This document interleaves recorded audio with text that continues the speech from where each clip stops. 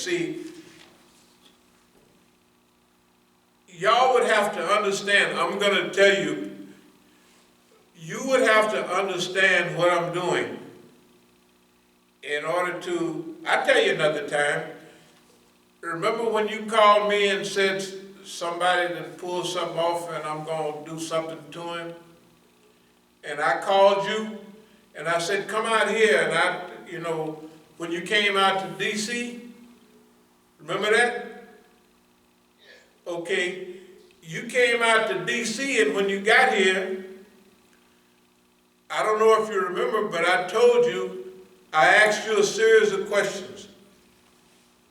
Who is that nigga? How does he behave? And on and on. And you told me, well, man, this nigga didn't mess with so-and-so, he didn't mess with so-and-so. So I told you, get at the end of the line. Remember, let somebody else finish him off. Since he ain't just messing with you, right? And you know how Oakland is, he was messing with everybody, right? So I kept you out here until somebody, whatever happened, he disappeared. Remember that? Yep. Okay, so what I'm telling you is about when you got game. See, y'all ain't old as me, although you're catching up. That everything I've done with y'all, maybe if I couldn't protect you, at least there was people around that knew us and they looked out for you. Okay? Now, the only bad part, which I look over a lot of stuff, whatever you do, I look over it because the police is on your case. And they're always on your case. You see what I mean? So, I remember, you remember when I used to come up to Folsom to visit you, Terrell? Yeah. And remember, I think it was the old Folsom. Because, yeah, it was the old penitentiary. Because when I was coming in, one of the police said, oh, Reeves is your son. He's a good guy. Da, da, da, da. I said, fine. But remember in the visiting room, what would all the old gangsters do? They would always tell your father, the gangsters and the Muslims, right? Yeah. They would tell you, when your father comes, let us know. Yeah. Right? They want to holler at you. They want to holler. Okay, that's the point. That they want to holler at me, and they would. So when I would visit you, I would also visit all the other niggas in California. You know, that they in charge of California, not they just visiting and running around. The Muslims and the gang leaders, right? Yeah. Okay, that's the point I'm making. See, boss man think he got ways, and then what did they do? Pretty soon they took me off the visiting list, remember? They sure did. Yeah, I'm telling you. All of a sudden they took you They off. just took me off visiting list. I was finna come home then. Right, it was too late. Okay, the point is that we've had a lot of company over the years. Let me see. DC, Sheldon. Yeah, that right here. Do you remember when you was maybe about 6 years old? Do you remember those helicopters flying so close to our house and just hanging over the house till the house would shake? Yeah, I remember. Yeah. Shoot, that was when I was around then, don't you, Dad? You was around, but you was 2 years old, if you can remember when. Came home from the feds. You was in the But they did it then. They did, but the big time was before that. In like about 70 and 71, 71 and stuff like that. You was maybe 2 years old or something like that. Okay. Okay, no, you couldn't remember the second go round, but the first go round, Sheldon would remember it very well because we talked about it before. That the police would park their helicopter, not park it, but they would be flying so close to the house that the house would be shaking. Right. Yeah, okay. This is the only point I'm making points right now. And don't worry, these will come back later.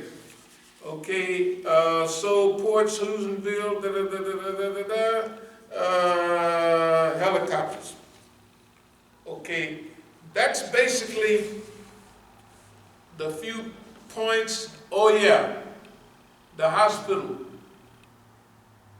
Here's what they sent me from it says District Attorney's Office. It says, we received information from Highland Hospital concerning an incident where you may have been a victim of a crime.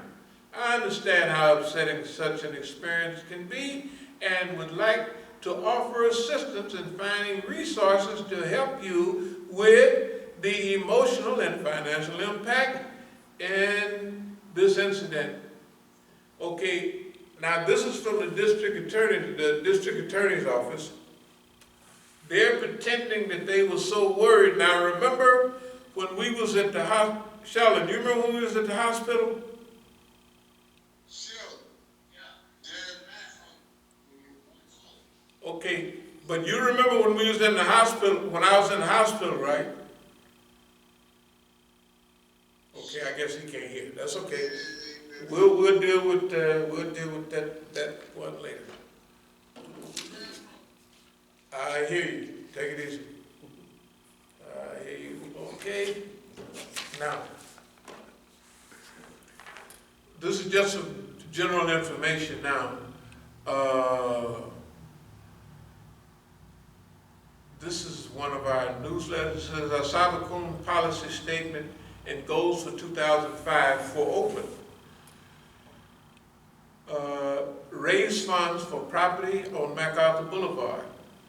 Secure all necessary renovation permits, pay off taxes by the first week in February 2005, and it is about 40, I can pass this around. You can see on January 27th, 2005, right up there at the top, you can see what I paid off. I paid off all of those are like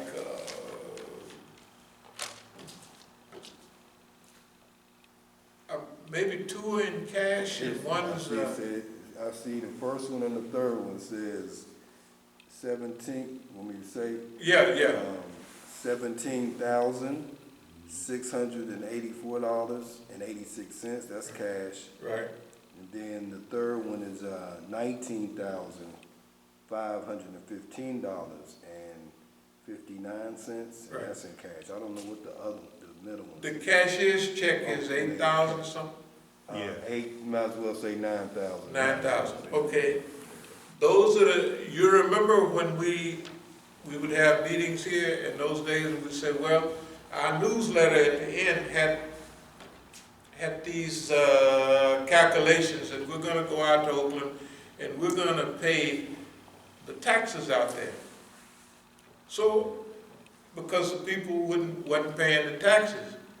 And I didn't know until I assumed they was paying the taxes. Then I stumbled upon a letter that they had sent to them, and so I said, well, we got to take care of these.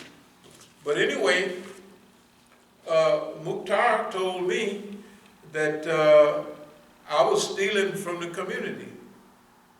And he said that since I paid $24,000, something like that, on my house,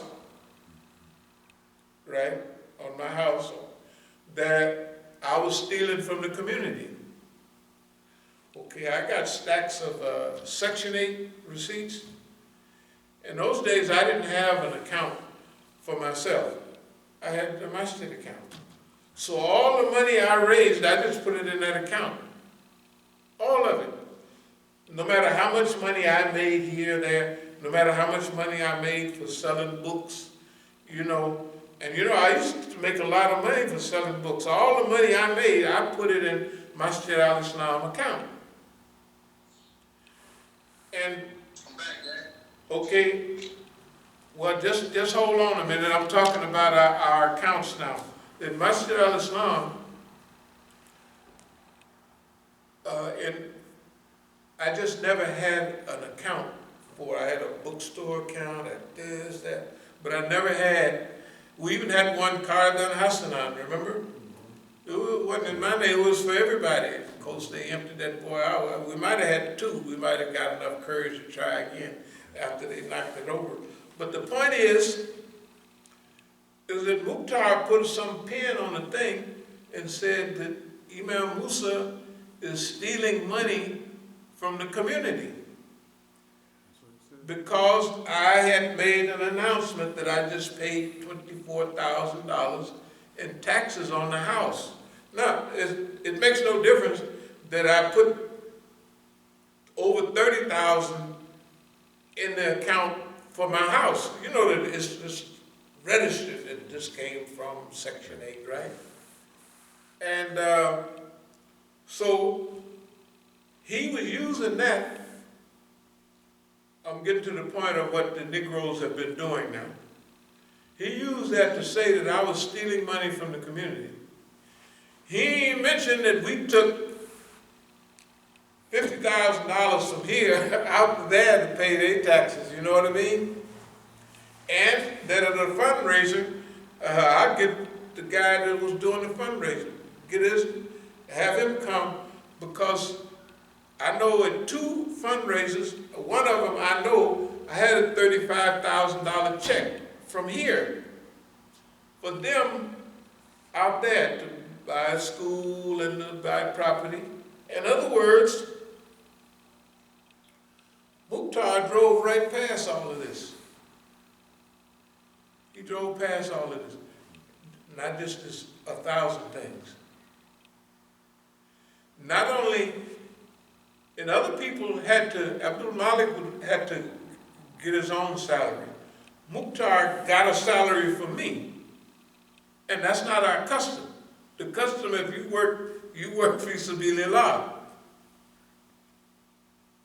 Mukhtar got a salary. I put $35,000, $40,000, $50,000 in the account, and whenever I'd come back, it would be empty. I mean, you know, if I put 10,000, shoot, he'd knock that over, and then he blamed me for stealing. I tell you what. Remember we used to tell the Mukhtar to go out and raise money? Did he ever go? Never. The nigga never went. Always had car problems. Already got a car problem. Always had car problems. Some kind of problem. You know what I'm saying? Or if he did, he probably went to the corner of the street. Back to the mosque. Back to the masjid. I'm just telling you. When I get into court, they can't keep this out. If they try to keep this stuff out of court, we'll just put it out on the street. We'll just be out there with a loudspeaker, and they're not going to be able to do this. We're going to write about it. We're going to talk about it. We have, okay, now I'm going to explain to y'all in brief what we've been doing out here. So y'all been pretty mad out there, your poor Baba getting beat upside the head and stuff, right? Right. Yeah. The reason I was, no, that's all right, that's all right. The reason that I was so serious about y'all not doing nothing is for a reason. But Sheldon, remember the night we went to the hospital and them two old black ladies was saying, I ain't never seen nobody as happy as you are. You remember they were saying that? Yeah. They wondered why I was so happy and I was busted upside the head. Yeah. Okay. And I told y'all later, the reason that I was happy is because everything is going our way. The police never took no statement from me. I remember I'm there trying to tell the police that so-and-so did this, right? And they ain't taking nothing from me. They don't want to hear it, right? That's the police. And I got my records from, you know, the phone records. If you call a certain number, like if I call, what's the old captain's name that, Joyner, old Captain Joyner. That's your homeboy. Old Captain Joyner. Technically, I called him in April of one of those years, April, I almost remember the date. And he said, I'll be happy to talk to you, Mr. Reeves, but my children, I have to take them to school or pick them up from school. Yeah. And I said, nigga, if you remember that time, school was out. That was school, school was out at that time, because that was the day, that was the week when y'all, like, what is this, Easter or something? Spring break. And of course he was lying, but you know, that's not nothing. The other point is this. Y'all don't have to worry about the things that were going on in Oakland. You don't have to worry about, can you go up to the Masjid? Now, y'all was staying at the Masjid with me when there was holes in the roof, rain was coming in. Remember them big old rats would be jumping up out of the sewer? Big giant rats. Hey man, them are some bad rats. And remember, I used to have a pistol to shoot at them, but that just didn't hit them. Finally, we just closed the sewer off. But the point is that we stayed there and we built that masjid. We reorganized it and we made it a nice place to pray, and everybody was happy there. Mukhtar tried to tell the story like that he fixed it up. He lied so bad that he forgot his lies, and they asked him, Mr. Mukhtar, why did you say that? Yeah, I don't know. Remember when we was in court? Yeah, I remember he said that. Yeah, but here's what happened. Now remember, the white folks didn't want me to go to court. They didn't want me to get on the stand. And I was playing with them, and I wasn't going to get on the stand. But how long did it take for the jury when they was out? You remember that? 10, 15 minutes. Right. They didn't even eat the food. You know where they had it outside the jury room? They take a platter up with all kind of oranges, apples, bananas, and food. They ate nothing. They just walked in, they said, that nigga is fine, let him go. Remember that? Yeah. No problem. Didn't even get out there, didn't break for lunch for 20, 30 minutes. That's, I'm trying to tell you, these people, that's why I tell y'all, relax, I got this covered. Now, if you were here, I'm gonna be brief and just telling you overall. For a long time, starting when they hassled y'all in 1986. And I don't know if you remember what I told y'all. I told you they're using the stuff on you guys that they use on the Russians. Do y'all remember that? Yeah. And I was just saying, there's no way young kids, right, so they can't do nothing to me. Sheldon, remember the time we standing in front of the masjid and what do they call them, task force drive by? And then they do their finger like, yeah, we're gonna get you, at you, not me. Yeah. You remember that?